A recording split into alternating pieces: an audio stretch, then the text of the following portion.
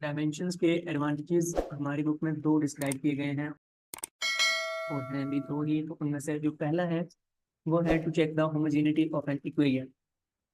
किसी इक्वेशन को ये साबित करना कि वो इक्वेशन ठीक है, लेफ्ट साइड जो है, लेफ्ट हैंड साइड जो है वो राइट हैंड साइड के वाकई में इक्वल है, उसको प्रूव करने के लिए हम डायमेंशंस का इस्तेमाल करते हैं। ठीक है, जी। तो वो मेथड, जिस मेथड में हम किसी इक्वेशन की करेक्टनेस चेक करने के लिए लेफ्ट साइड की डायमेंशंस को राइट साइड की डायमेंशंस के इक्वल प्रूव कर देते हैं, उस प्रोसेस को प्रिंसिपल ऑफ होमोजेनिटी कहा जाता है। ये एक छोटा सा शॉर्ट क्वेश्चन भी आपके एक्सरसाइज में। ठीक है, जी। हमसे कहा जा रहा है कि define principle of homogeneity with the help of an example.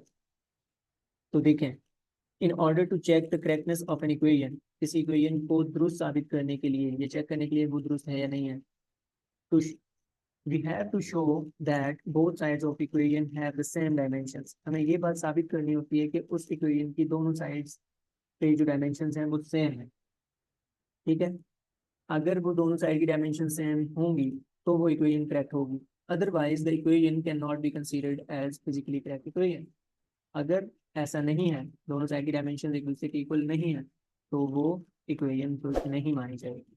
And this is called the principal of homogeneity of dimensions. और इसी प्रोसेस को हम principal of homogeneity of dimension कहते हैं। ठीक है, ठीक है सर। एग्जांपल, अभी आप F is equal to M A, Newton second law of motion 9th class में पढ़ा हुआ है आपने। हमारे पास ये इक्वेशन है। ठीक है, जी। हम इसको प्रूव करते हैं कि क्या ये इक्वेशन डायमेंशनली ठीक है या नहीं है। तो उसके लिए क्या करेंगे, पहले हम फाइंड आउट करेंगे dimensions of left hand side.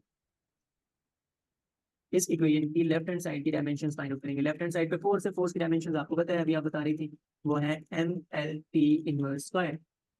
यही है जी। इस इक्वेशन को। मैं इक्वेशन नंबर 1 का नाम दे देता हूँ। अब हम क्या करेंगे, अब हम फाइंड आउट करेंगे राइट हैंड साइड की dimensions. Dimensions of right hand side,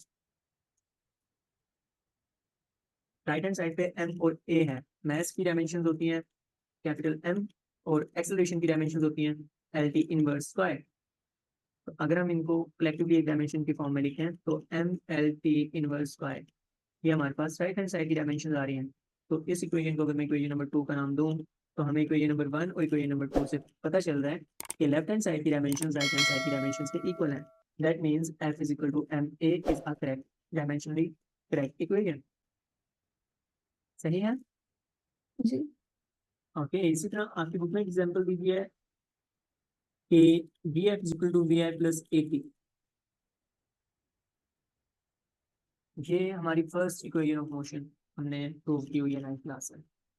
हमसे कहा जा रहा है कि प्रूव करें कि ये इक्वेशन डायमेंशनली करेक्ट है या नहीं है।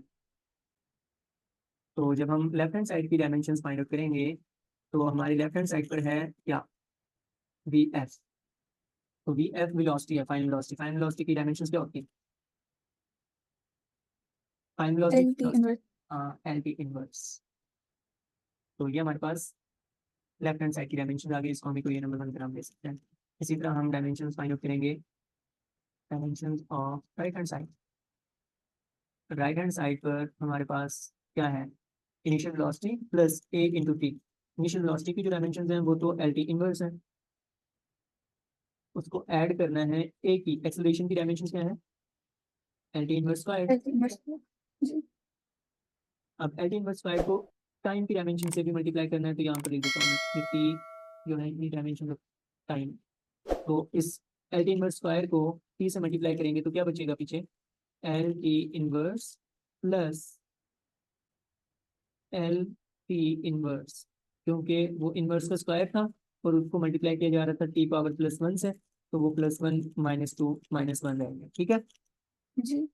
तो इन ये दोनों सिमिलर डायमेंशन हैं, तो ये कुछ इस तरह से हो जाएगा, तो एल टी इनवर्स, जिस तरह हम करते हैं ना x plus X is equal to 2x, बिल्कुल वैसे ही डायमेंशंस भी ये अलजेब्रिक रूल्स फॉलो करती है।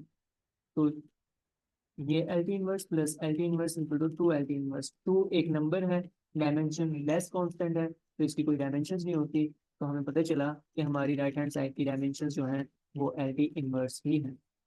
तो लेफ्ट हैंड साइड और राइट हैंड साइड की डायमेंशंस इक्वेशन 1 और 2 हमें बता रही हैं कि वो एक जैसी हैं, तो इससे पता चल रहा है कि ये जो फर्स्ट इक्वेशन ऑफ मोशन है ये डायमेंशनली कंसिस्टेंट इक्वेशन है।